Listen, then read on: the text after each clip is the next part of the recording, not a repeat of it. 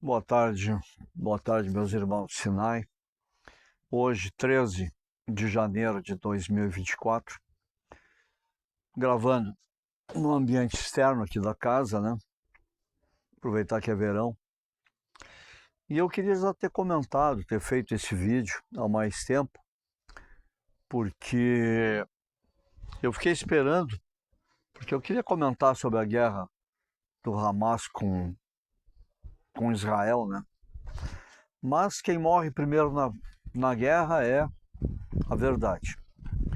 Então, nesses 95 dias que eu fiquei esperando, muitos explicaram, deu muita discussão, muito debate, se o Israel é um agressor, se ele está invadindo, se os palestinos têm direito, o que eles têm direito, se os árabes isso, os árabes aquilo, os muçulmanos.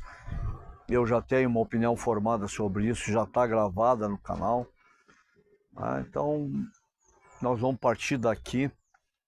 Se alguém tiver ainda alguma dúvida, alguma coisa, quiser um esclarecimento, deixa uma mensagem que eu respondo pessoalmente. Ou até também, se um assunto de mais gente, faço um vídeo só sobre esse assunto. Então já discutiram sobre os territórios, sobre quem é o dono, quem não é, quem isso e aquilo. No meu ponto de vista, os árabes em geral, lá em 1947 cometeram o pecado capital, porque eles não reconheceram e não aceitaram o Estado de Israel. E em vez de aceitarem um Estado palestino determinado pela ONU, eles simplesmente não queremos isso, queremos inclusive as terras israelenses, então nós vamos varrer os israelenses do Jordão para o Mediterrâneo. Vamos tomar conta de tudo, vamos liquidar com os judeus. Isso é genocídio. É isso que os árabes em 1948 tentaram fazer. Liquidar com uma raça, com um povo dentro da Palestina.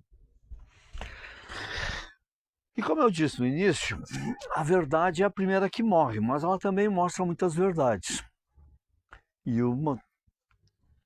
três verdades bastante preocupantes no meu ponto de vista, porque eu acredito no que está na Bíblia, e na Bíblia diz que o pecado de Eva foi a origem de todos os transtornos. Então, o pecado original, quando cometido por nós, gera todos os traumas e todas as angústias. Então, com relação ao nosso governo, ele cometeu os pecadinhos originais dele. Então, hoje a gente sabe, veio à tona. O nosso governo mandou 150 milhões de reais para a autoridade palestina. A autoridade palestina não é o Hamas, mas na faixa de Gaza, quem comanda a autoridade palestina, que eles têm um tipo de assembleia, tá? E nessa assembleia o Hamas tem 65% de 65% de cadeiras, ou de votos, enfim, eles mandam em 65%. E o Estatuto da Autoridade Palestina destina verbas para quem molesta judeu. Se você atira uma pedrada, tu tem um tipo de reconhecimento. Se tu atropela, mas não matou, é outro tipo de reconhecimento. Se tu matar, tu tem um prêmio em dinheiro. Se tu tocar fogo, é outro. Se tu morrer atacando judeus, então aí a tua família recebe uma pensão vitalícia pela tua morte. E aqueles que atacam Israel são sustentados pela autoridade palestina. Então, o nosso dinheiro também ajudou isso lá em Israel. Segunda coisa que o nosso governo fez, e agora a gente ficou sabendo, né? O nosso governo não reconhece o Hamas como um grupo terrorista, apesar de ter matado mais de 1.000 pessoas nesse ataque traiçoeiro. Bom, não poderia deixar de ser, é um ataque terrorista, né? Então, nesse ataque terrorista, mataram mais de 1.000 pessoas, sequestraram mais de 200, e isso, na ONU, não causa nada. E existem vídeos hoje que estão sendo divulgados por Israel de funcionários da ONU que trabalham por Hamas em Gaza. Quer dizer, é uma promiscuidade muito grande. Então, já temos 2 pecados bem importantes do nosso governo, né? Financia e acha que tudo que eles fazem é normal. Mas o pior para mim ainda é esse governo não condenar os ataques da Rússia à Ucrânia e querer condenar a guerra, querer condenar Israel pela guerra com Hamas, que foi iniciada pelo Hamas. Então, são coisas que não tem. Aí vem os especialistas dizerem que não, é que o Brasil quer firmar uma posição junto com a Rússia, junto com a África do Sul, com a China, nos BRICS. Então, para isso, ela tem que mostrar isso, tem que mostrar aquilo. Então, isso aí tudo faz parte de uma estratégia. Sim, enquanto essa estratégia do Brasil é sendo aplicada, o Hamas faz o que quer e nós aqui no Brasil não condenamos isso. Então, são as verdades que afloraram com o ataque do Hamas. Eu tinha um pensamento dos muçulmanos, expressei aqui num outro canal, né? Eu cheguei a expressar aqui, eu disse aqui, que eu acreditava que os muçulmanos estavam, em termos de cristãos, como no tempo que nós cristãos fizemos, todos aqueles vandalismos, todas aquelas barbaridades no tempo das cruzadas, né? Mas as coisas com os muçulmanos não é bem assim. Porque com os muçulmanos, eles têm o Alcorão, tem Maomé. E o Alcorão declara textualmente que nós somos infiéis. Então nós não temos direito à vida. Judeus, cristãos não têm direito à vida. Ou nós nos convertemos ao Islã, ou nós vamos ser mortos. Isso é o Alcorão. Isso é a jihad. Então tudo isso está sobre. Nós estamos sobre um perigo iminente. E eu fui olhar os dados aqui do Rio Grande do Sul. De palestinos, não estou falando, desculpe, de muçulmanos, não estou falando de árabes. Árabe são pessoas que se denominam árabes e que podem ser muçulmanos, podem ser cristãos, podem ser judeus, seguir o judaísmo, não serão árabes israelenses, aqueles que nasceram lá em Israel, e judeus que não professam nenhuma religião, árabes que não professam nenhuma religião. O número de muçulmanos no estado do Rio Grande do Sul são 60 mil muçulmanos, segundo dados do IBGE. Então nós temos deixa eu localizar a minha estatística. Desculpe, mas eu perdi a estatística. Anotei e perdi onde eu anotei. Então, nós temos 60 mil muçulmanos no Rio Grande do Sul. Numa população pouco menor de 1 milhão, nós temos 1 para 16 não muçulmanos. Isso no Rio Grande do Sul. Então, se tu pegar um ônibus com a lotação normal, que são em torno de 45 pessoas, podem haver 3 muçulmanos dentro desse ônibus. Então, em Porto Alegre, isso é em Porto Alegre, tá? Não, desculpe.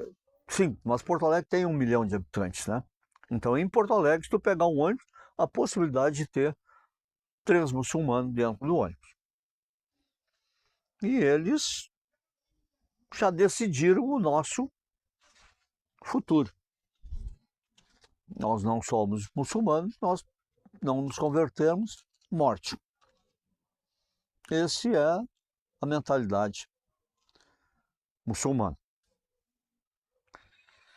Então, em Porto Alegre nós temos 1 para 16 muçulmanos. Mas aí tem um argumento muçulmano de que nem todos os muçulmanos são jihadistas, ou pertencem ao Estado Islâmico, ou pertencem ao Hezbollah, ou pertencem aos ayatolás, enfim, que só 25% pertencem a essa camada extrema. Então, ficou mais fácil. São só 15 mil muçulmanos potencialmente terroristas dentro de Porto Alegre. Só 15 mil. Pronto. E isso levanta para 1 para 634 não muçulmano em Porto Alegre. Tem o Carrefour na Bento ali, né? Que na época da pandemia,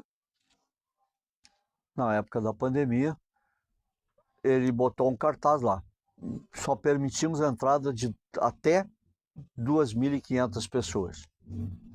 Então, dentro do Carrefour, com 2.500 pessoas dentro, nós temos a possibilidade de ter 3 terroristas muçulmanos. Então, se um ayatolá, um jihadista ou qualquer outra autoridade muçulmana der a ordem, ataquem a todos, nós temos isso potencialmente dentro de nós, dentro do nosso estado. E 60 mil 15 muçulmanos, aí não, todos os muçulmanos devem obedecer, e não só os potencialmente terroristas, nós teremos 60 mil muçulmanos fazendo estrago no Rio Grande do Sul. Esse é, para mim, um fato muito preocupante. Aí tem um assunto em moda também aí agora, né? O fim do mundo. E o fim do mundo vai trazer um anticristo. E o anticristo vai comandar uma besta de 9 cabeças. Como não existia a religião muçulmana quando o Apocalipse foi escrito, eles não estão lá declarados com a palavra muçulmanos, mas é a besta de 9 cabeças. E se os muçulmanos consideram aqueles que não são muçulmanos infiéis e os infiéis merecem a morte, as cabeças da besta estão aí, né? Não vai faltar besta para tanta cabeça, né? Nós temos Irã, Iraque, o Hamas, o Hezbollah, o Estado Islâmico, os ayatolás, os países pinguincha, que nem o Iêmen, estão numa guerra civil há mais de 10 anos, não tem dinheiro para comprar aspirina para dar para a população, mas tem míssil de cruzeiro de 1.500 quilômetros para mandar para Israel. Então as cabeças da besta estão aí. Só falta então, se for o Magog e o Gog, e se o Putin assumir a função, ou o nosso amigo chinês lá. Nós estamos numa época bastante preocupante, no meu ponto de vista. E eu gostaria de colocar ainda... mas os caras aqui no Brasil, no Rio Grande do Sul, eles vivem numa boa. Pois é. Vamos ver então como é que vivem em Israel os árabes e os muçulmanos em Israel. Eu assisti um vídeo de um rapaz que mora em Israel, não numa cidade grande como Jerusalém ou Tel Aviv, uma cidade menor de pouco menos de 100 mil habitantes. Uma cidade com praia, a praia deles é no Mediterrâneo, o sol se põe no mar, é muito lindo, um calçadão maravilhoso.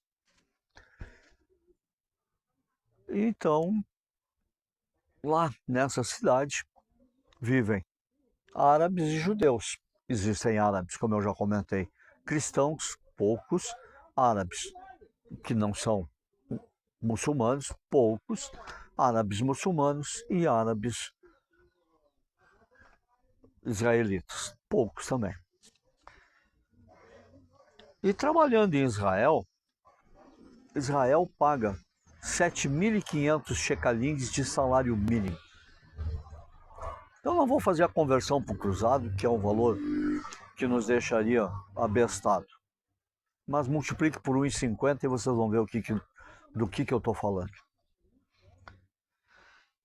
E ele mora num apartamento com 3 quartos e ele incluiu TV a cabo, luz, água, telefone, internet, telefonia, a escola da criança, a alimentação, o condomínio, o IPTU, ele tem um carro, mais as despesas do carro, não a gasolina, nem a manutenção, mas as despesas de PVA, enfim, todas essas despesas fixas que nós temos no nosso dia a dia, ele fez. E ele gasta para 3 pessoas, 2 adultos e uma criança, 6.000 shekalims. E o salário mínimo é 7.500 shekalims. Então, se ele e a mulher trabalham, são 15.000 shekalims, as despesas básicas são 6.000, eles estão num crédito de 9.000 shekalims para tomar sorvete.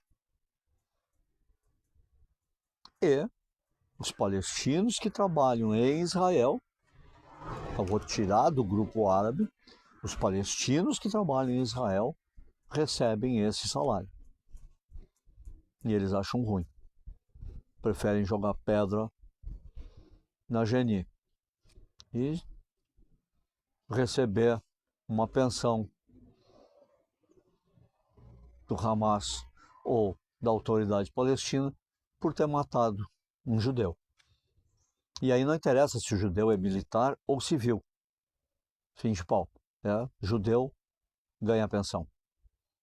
Obrigado.